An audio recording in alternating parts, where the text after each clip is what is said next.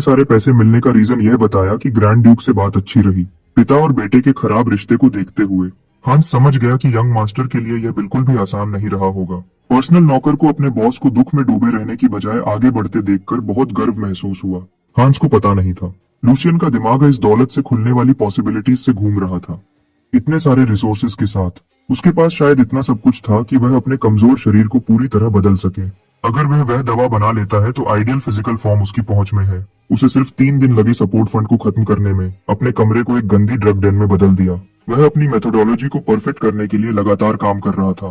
हांस अब तक क्यूरियोसिटी से भरा होगा, लेकिन उसे बिना सवाल किए दरवाजा अच्छे से गार्ड करते देखना उसकी वफादारी दिखाता है। लूशियन की वर्क टेबल पर ऐसे ब्रूइंग टूल्स थे जिन्हें एक ग्रैंड ड्यूक का बेटा अपनी जिंदगी में कभी नहीं छूता। उसके चारों तरफ बहुत महंगी जड़ी बूटियों के क्रेट्स थे जो सिर्फ चांदनी में उगती हैं। इस वक्त तक उस रेयर मूनलाइट हर्ब का आम इस्तेमाल भी डिस्कवर नहीं हुआ था। लूशियन ने अपना पूरा महीने का अलाउंस खर्च कर दिया जितना वह खरीद सकता था। सबको लूशियन अभी एक पागल आदमी लग सकता है, लेकिन 1 साल बाद ये फैसला बहुत फायदा देगा। मूनलाइट हर्ब की कीमत 10 गुना बढ़ जाएगी, नहीं 20 गुना से भी ज्यादा।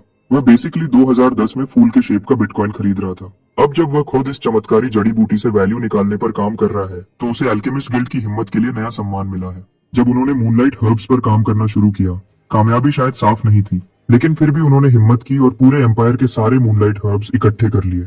उन्होंने अपनी जिंदगी का सबसे बड़ा दांव खेला जब गिल्ड का फ्यूचर दांव पर था। उस हिम्मत की वजह से अल्केमिस्ट्स ने एक ऐसी अनोखी दवा बनाई जिसने पूरे एम्पायर को हिलाकर रख दिया। लोग उस चमत्कारी दवा को देवताओं का पीना कहते थे, नेक्टर। सिर्फ एक दवा को भगवान का नाम देने की वजह से अल्केमिस्ट गिल्ड पर चर्च की तरफ से भगवान का अपमान करने का इल्जाम लगने का खतरा था। लेकिन जब नेक्टर का असर लोगों को पता चला तब सब लोग उसे पाने में इतने बिजी हो गए थे कि पिघली के सच्चे भगवान का अपमान करने के इल्जाम भूल गए। 3 दिन तक अपनी अल्केमी सेट पर मेहनत करने के बाद लूशियन ने आखिरकार नेक्टर का एक सफल बैच बना लिया। नेक्टर ने एक ऐसी बात को चुनौती दी जो हजारों सालों से कभी गलत नहीं मानी गई थी। एक मार्शल आर्टिस्ट कितना आगे जा सकता है यह उसके पैदा होते ही तय हो जाता है। बहुत लंबे समय तक उस हद को एक पक्का नियम माना जाता था जिसे कोई तोड़ नहीं सकता। पैदाइशी फितरत पहले से ही तय होती थी और किसी का शरीर कभी बदला नहीं जा सकता। यह पुरानी सोच नेक्टर की वजह से जल्दी ही टुकड़े टुकड़े हो गई। सिर्फ एक बॉटल पीने से यह उन लोगों को भी एक अच्छा योद्धा बना सकती है जिनमें बिल्कुल भी टैलेंट नहीं है। जो उसने जल्दी से अपने कमरे में बनाया था वह असली वाले जितना असरदार नहीं था। आखिर वह कोई असली अल्केमिस्ट तो नहीं है, उसे तो सिर्फ बड़े पैमाने पर बनने वाली चीजें बनाना आता है। लेकिन ये बॉटल काफी होनी चाहिए अभी उसके बहुत टूटे हुए शरीर को ठीक करने के लिए। उसकी किस्मत अच्छी थी कि वह वक्त में वापस आ गया ताकि ये सब हो सके। बाद में जब पूरे एम्पायर में गड़बड़ का दौर शुरू हुआ तो सबसे पहले अल्केमिस्ट गिल्ड को जलाया गया। सरकारी लोगों ने नेक्टर की रेसिपी को एक ऐसी चीज माना जो ताकत का संतुलन बिगाड़ सकती है। अपने तख्तों पर बैठे लोगों ने असली रेसिपी को इतिहास से मिटाने की बहुत कोशिश की, लेकिन कुछ लोगों ने काफी क्लूज इकट्ठे कर लिए और कुछ वैसा ही बना लिया। उनमें से एक जेक द मर्सनरी था। ज्यादा लोग जिन्होंने मूनलाइट हर्ब पर एक्सपेरिमेंट करने की कोशिश की वह उसके साइड इफेक्ट से मर गए, लेकिन वह कामयाब रहा। बिना किसी हिचकिचाहट के जेक मूनलाइट हर्ब ले पाया, वह मूनलाइट हर्ब ले पाया। लूशियन ने नए बने नेक्टर की बोतल खोली और उसके अंदर का सब कुछ पी गया। ऐसा करते ही वह पहला इंसान बन गया था जिसने कुदरत की ताकत को अपनी ताकत में बदल दिया था। यह इस बात पर डिपेंड करता है कि एनर्जी का दौरा कितना अच्छा होता है। वह अपने शरीर में फैल रही माना की ताकत को इस्तेमाल करके खुद को और बेहतर बना सकता था। जो ताकत और क्वालिटी कोई निकाल सकता है वह हर इंसान में बहुत अलग होती है। नेक्टर की चमत्कारी ताकत का इस्तेमाल करके उसने जबरदस्ती अपने शरीर के अंदर के बंद रास्तों को खोलना शुरू कर दिया। लूशियन ने सोचा था कि जब उसके रास्ते खुल जाएंगे तो दवा का असर खत्म हो जाएगा, लेकिन वह गलत था। आमतौर पर इस प्रोसेस की वजह से बहुत दर्द होना चाहिए, लेकिन उसे बिल्कुल ठीक लग रहा था। इसके उल्टा बहुत सारी माना बिना किसी रुकावट के उसके पूरे शरीर में फैल रही थी, जैसे वह अपनी सही जगह ढूंढकर बैठ रही हो। एक नए पैदा हुए बच्चे के शरीर में भी आमतौर पर ऐसी गंदगी होती है जो कभी न कभी खून के दौरे को रोक देती है। क्या ऐसा हो सकता है कि लूशियस वाल्डेक पैदाइशी तौर पर ही उन महान लोगों में से है जिन्हें कुदरत ने खास ताकत दी है? जब सूरज डूबने लगा, हांस के घबराहट में इधर उधर चलने की आवाज लूशियन के कमरे के बाहर सुनाई दे रही थी। आखिरकार वह दरवाजा जो पिछले कुछ दिनों से बंद था थोड़ा सा खुला। यंग मास्टर आखिरकार अपनी तन्हाई से बाहर निकला और हांस से पूछा कि जब वह अंदर बंद था तो कुछ हुआ क्या। हमेशा की तरह वह रोने वाला नौकर परेशानी में अपने मालिक के पास दौड़ा। हांस ने बार बार यंग मास्टर को आवाज देने की कोशिश की, लेकिन उसे कभी कोई जवाब नहीं मिला। वह सिर्फ दिन रात दरवाजे की रखवाली कर सकता था। वह डर गया था कि कुछ हो गया है या लूशियन फिर से अकेला रहने लगा है, लेकिन सच्चाई इससे बहुत अलग थी। यंग मास्टर की आंखें पहले से भी ज्यादा तेज हो गई थीं। उसे सबसे ज्यादा जानने वाला होने की वजह से हांस समझ गया था कि कुछ तो जरूर बदला है। लूशियन एक अलग इंसान लग रहा था और महसूस हो रहा था, बाहर से अभी कोई बड़ा बदलाव नहीं दिखेगा। अपने फैंसी कपड़ों के नीचे वह अभी भी एक पतला बच्चा है, सिर्फ हड्डियां और चमड़ी। उसे ठीक करने के लिए अभी भी अच्छे खाने और वक्त की जरूरत है। जो असल में मैटर करता है वह अंदर का बदलाव है। अभी उसका दिल सबसे शुद्ध माना को तेजी से पंप कर रहा है। अंदर से वह बहुत तेजी से बदल रहा है। लूशियन की पैदाइशी बनावट ने इस रिजल्ट को पॉसिबल बनाया। नेक्टर का बिना रुकावट वाला असर महसूस करते हुए उसे यकीन हो गया है कि उसके शरीर की ताकत उसे उन महान लोगों की कैटेगरी में रखती है जो दुनिया बदलते हैं। अगर सब कुछ ठीक रहा तो वह 1 साल से भी कम समय में एक मर्सेनरी कैप्टन के रूप में अपनी सबसे ऊंची ताकत को भी पार कर सकता है, क्योंकि हांस ने पिछले कुछ दिनों में उसकी बहुत मदद की थी। वह एक तरह से उस लड़के का एहसानमंद है। वह मानता है कि इनाम और सजा हमेशा साफ होनी चाहिए। लड़के के कंधे पकड़कर उसने हांस से ध्यान से सुनने को कहा। उसने हांस को सलाह दी कि वह अपनी सारी बचत अपने अंडरवेयर तक खाली कर दे और उससे एक बहुत फायदेमंद इन्वेस्टमेंट में लगा दे, बिल्कुल शुरू से। ऐसा करो। और लूशियन ने वादा किया कि वह उस गरीब नौकर को सबसे आसान पैसा देगा जो वह कभी कमा सकता है। एक दयालु संत की तरह महसूस करते हुए लूशियन ने हांस को शामिल करने का वादा किया। जैसे ही इन्वेस्टमेंट बहुत बढ़ेगी, वह पूरी तरह से सीरियस था। उसके जमाने में कोई भी नोबल ऐसे नौकर का ख्याल नहीं रखता था। चमत्कारी दवा पीने के 1 हफ्ते बाद लूशियन का मन किया कि वह पास के शांत जंगल में घूमने जाए। वह पूरी सैर के दौरान सीटी बजा रहा था और गुनगुना रहा था, जबकि हांस अपने यंग मास्टर को ऐसे देख रहा था जैसे वह पागल हो गया हो। लूशियन बस ऐसी जन्नत जैसी जिंदगी की तारीफ कर रहा था। उसने कभी सोचा भी नहीं था कि जिंदगी इतनी आरामदायक हो सकती है। ड्यूक के घर में जब भी वह राजा की तरह खाना चाहता था तो स्वादिष्ट भोजन आ जाता था। उसका कमरा बिना उसके कुछ किए साफ और चमकता रहता था। नौकरानियां बिना कहे उसका बिस्तर भी तैयार कर देती थीं। जब वह सिर्फ एक मामूली मर्सेनरी था तो भूखा रहना उसकी रोज की आदत थी। नोबल होने की सुविधा की वजह से वह पूरी तरह से अपने शरीर को ठीक करने पर ध्यान दे पाया है। उसने एक मसला भी हल कर लिया जो पिछले 1 हफ्ते से उसे परेशान कर रहा था। उसने जेक के होने के बारे में रिसर्च की है, जिसे इस टाइमलाइन में हाउस वाल्डेक का गार्ड होना चाहिए था। गार्ड्स के मौजूदा कैप्टन से पूछने पर उसे पता चला कि जेक नाम के आदमी जैसा कोई भी कभी अप्लाई नहीं किया था। जिस जगह पर वह 10 साल से काम करता था वह अब किसी और आदमी ने ले ली है, जिसे उसने पहले कभी नहीं देखा। अभी के लिए यही सबसे अच्छा है। अपने पिछले रूप से मिलने से कुछ अच्छा नहीं होगा, यह तो ध्यान भटका सकता है। और वैसे भी उसमें इतनी हिम्मत नहीं है कि वह अपने पिछले रूप का सामना कर सके। वह शायद वहीं शर्म से मर जाएगा। जैसे ही वह शांत जंगल में अपनी मंजिल के पास पहुंचे, हांस ने आगे बढ़ने पर अपना शक जाहिर किया। पिछले लूसियस को हमेशा ट्रेनिंग ग्राउंड्स में कदम रखना नापसंद था, लेकिन अभी वाले लूशियन को बिल्कुल भी बुरा नहीं लगता। हांस ने अपने मालिक को याद दिलाया कि जब पिछली बार लूसियस को दूसरे यंग मास्टर ने डांटा था तब उसने कसम खाई थी कि वह उस खराब जगह पर कभी वापस नहीं आएगा। हांस के रिएक्शन से यह समझना आसान है कि तब क्या हुआ होगा। ग्रैंड ड्यूक के घर के एक नोबल बच्चे के लिए तलवार चलाना सीखना एक जरूरी चीज है। उसके बड़े भाई जॉर्डी ने ट्रेनिंग ग्राउंड्स को उसे नीचा दिखाने के लिए सही जगह बनाया होगा, तलवार ट्रेनिंग के नाम पर।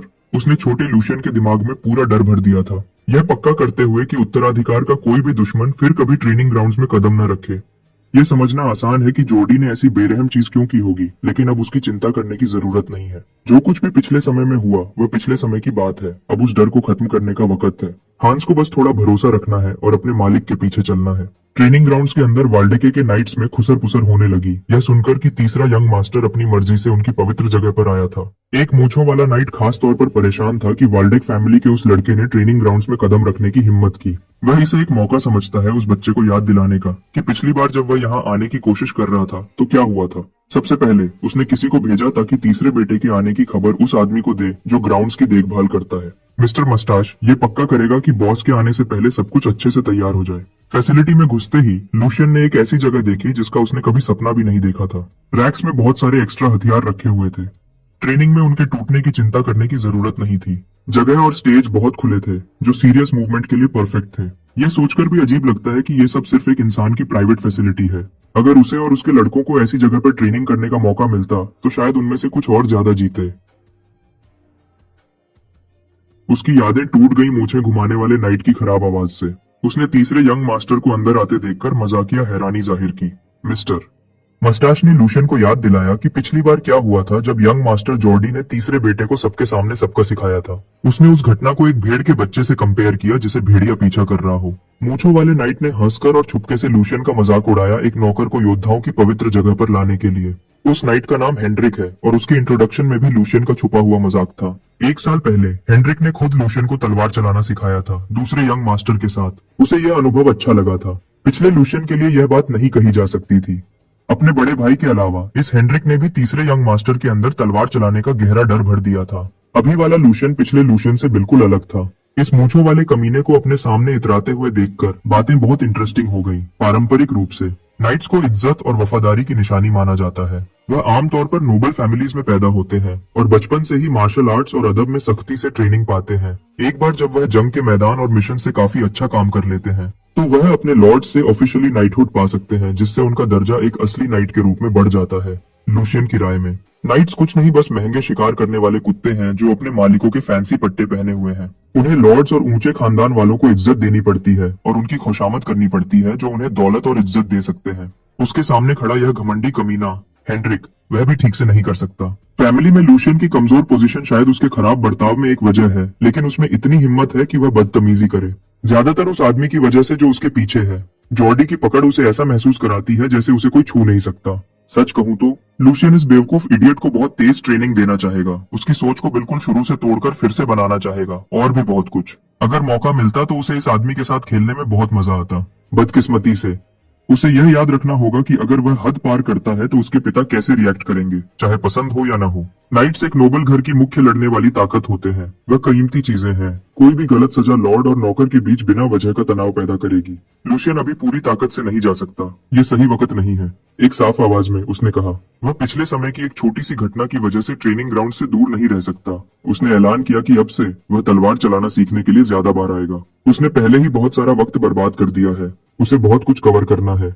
तीसरे यंग मास्टर को तलवार चलाना सीखने की बात करते सुनकर हेनरिक हंसने लगा। उसने कहा कि लूशियन की उम्र देखते हुए अब तलवार चलाना सीखना बहुत देर हो चुका है। उसने समझाया कि 15 साल की उम्र के बाद शुरू से शुरू करना नामुमकिन होगा। 16 साल के एक घर में बंद रहने वाले के लिए यह तो बस खत्म है। तलवार के रूप गुप्त टेक्निक्स और विरासत हैं जो उन लोगों ने छोड़ी है जो उनसे पहले आए थे। बस पूर्वजों द्वारा बनाए गए मूवमेंट्स को फॉलो करके नई जनरेशन को नई बातें समझ में आ सकती थीं। वह शरीर को भी सुधार सकते थे जो पुरानी ज्ञान की सबसे अच्छी मिसाल थी। लेकिन तलवार के रूप सिर्फ उन लोगों के लिए है जिनमें शुरू से ही माना का खुला रास्ता हो। हेनरिक के हिसाब से वो माना के रास्ते 16 साल के बाद बंद हो जाते हैं। अगर लूशियन अब शुरू करता है तो यह सिर्फ फिजिकल एक्सरसाइज ही होगी।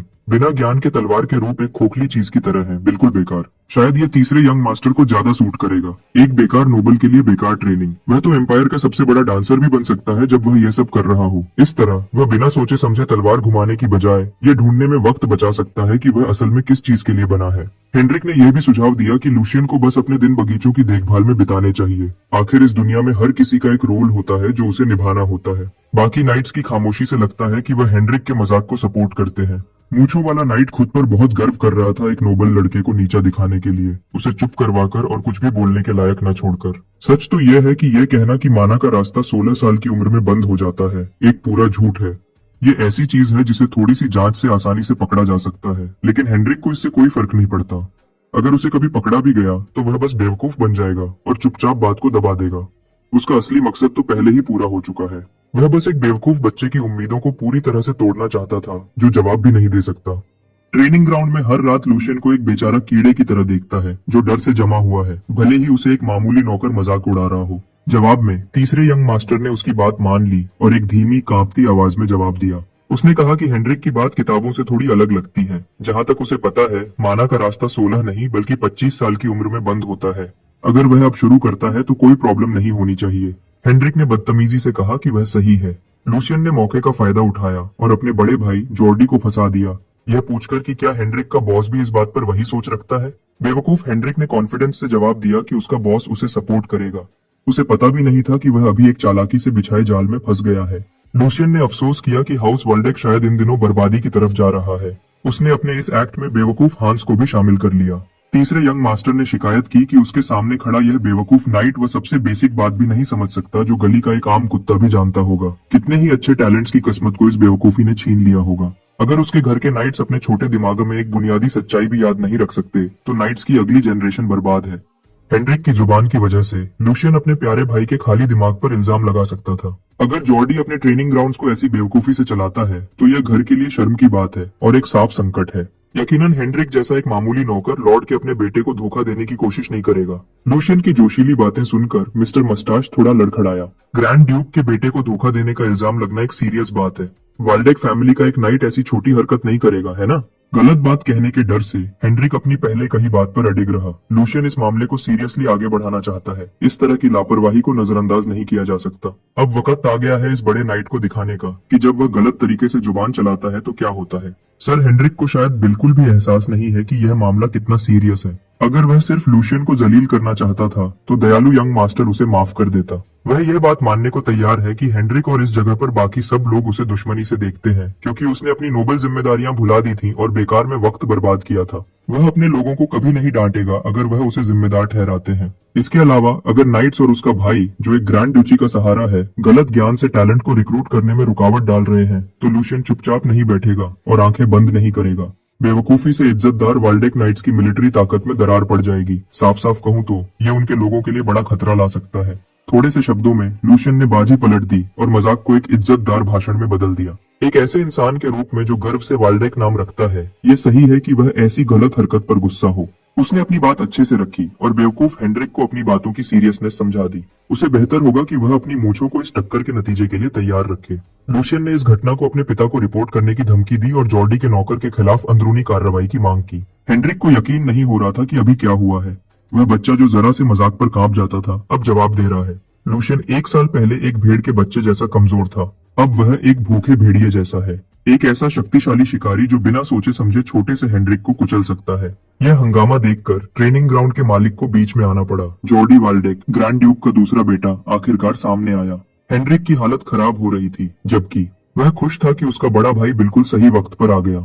जॉर्डी ने अपने छोटे भाई को घिन से देखा। घबराहट में हेनरिक जल्दी से अपने मालिक के पास भागा ताकि बता सके कि क्या हो रहा था। उसकी जुबान लड़खड़ा रही थी। वह ऐसी सफाई देने की कोशिश कर रहा था जिससे उसकी कोई गलती न लगे। उसकी घबराहट भरी हिचकिचाहट से तंग आकर जॉर्डी ने उसे चुप करा दिया। सफाई देने की कोई जरूरत नहीं है। जॉर्डी शुरू से ही दूर से सब देख रहा था।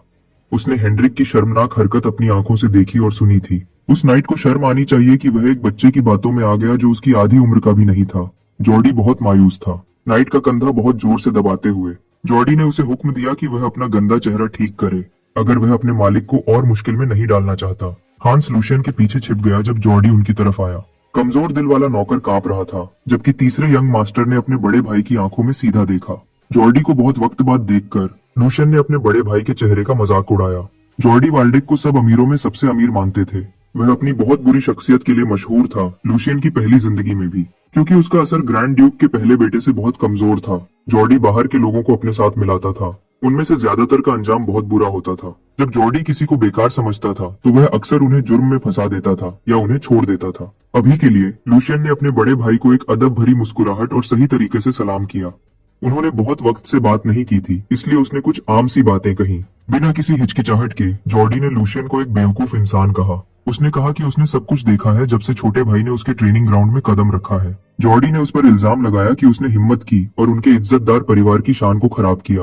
लूशियन ने अपना नाटक जारी रखा और बड़े भाई से कहा कि वह अपने इल्जाम को और खोलकर बताए। जॉर्डी ने बहाना बनाया कि सर हेनरिक ने बहुत वक्त से थ्योरी नहीं पढ़ी थी, इसलिए पहली बातचीत बस एक गलतफहमी थी। फिर भी उसके इज्जतदार नाम को बीच में लाना और फिजूल की उलझन पैदा करना साफ गलती थी। इसके लिए हेनरिक जिम्मेदारी से बच नहीं सकता। लेकिन जॉर्डी का अपने आदमी को एक छोटी सी बात के लिए डांटने या सजा देने का कोई इरादा नहीं है, क्योंकि अपने बेकार छोटे भाई के उल्टा वह कहता है कि वह वफादारी की अहमियत जानता है और सर हेनरिक ने परिवार के लिए कितना खून बहाया है। और तो और जो भाग गया, जो आम तलवारबाजी की ट्रेनिंग भी नहीं सह पाया, उसे एक असली नाइट पर उंगली उठाने और इल्जाम लगाने का कोई हक नहीं है। जॉर्डी ने जोर देकर कहा कि लूशियन को पहले अपने नौकर चाकर की इज्जत करना सीखना चाहिए इल्जाम लगाने से पहले। यह सिर्फ अपना काम ईमानदारी से करने वाले नाइट ऑर्डर की वजह से है कि वाल्डेक मौजूद रह सकता है और राज कर सकता है। जॉर्डी अपने आदमियों की तरफ मुड़ा और अपने छोटे भाई की तरफ से आज की इस गड़बड़ के लिए सच्चे दिल से माफी मांगी। लूशियन की बातों को एक न समझ बच्चे का गुस्सा मानकर जिसे नरमी दिखानी चाहिए, उसने अपने बेवकूफ छोटे भाई का खास ख्याल रखने का वादा किया। लूशियन काफी प्रभावित हुआ कि जॉर्डी ने उसकी जुबानी हमले को कैसे संभाला। इस आदमी का दिमाग बहुत तेज चलता है। लूशियन ने खास तौर पर अपनी गालियां और इल्जाम जॉर्डी पर लगाए थे, लेकिन दूसरे बेटे ने चालाकी से उसे घुमा दिया और नाइट्स के खिलाफ बेइज्जती में बदल दिया, उन्हें भड़का दिया और अपनी इज्जत भी बचा ली। आज तो बस एक शुरुआत थी। वह जॉर्डी की तारीफ करेगा मौजूदा मसले को संभालने के लिए। सीने पर हाथ रखकर लूशियन ने गलतफहमी को माना और जॉर्डी के सही डांटने से बचने के फैसले की तारीफ की, एक बड़े भाई की बेइज्जती करने की हिम्मत करने के लिए। लूशियन ने जॉर्डी की बातों को दिल से लेने का नाटक किया, उन्हें कीमती सलाह मानते हुए। अपने बड़े भाई की तारीफ करते हुए जॉर्डी बहुत खुश था। लूशियन ने घुमा फिराकर उसे खाली दिमाग वाला बेवकूफ कहने का एक तरीका ढूंढ लिया। उसने पहले ऐसी शर्मनाक बातें कहने के लिए शर्मिंदगी जाहिर की। खुद को एक ऐसा छोटा भाई बताया जो बड़े भाई की मेहरबानी से सीखने को बेचैन है। लूशियन ने जॉर्डी की बहुत ज्यादा तारीफ की। हांस को हुक्म दिया कि वह बड़े भाई की सीख को तुरंत लिख ले। कागज से काम नहीं चलेगा। ऐसे शब्दों को सबसे अच्छी रेशम पर कढ़ाई की जानी चाहिए। ऐसा करने से दो मकसद पूरे होते हैं। वह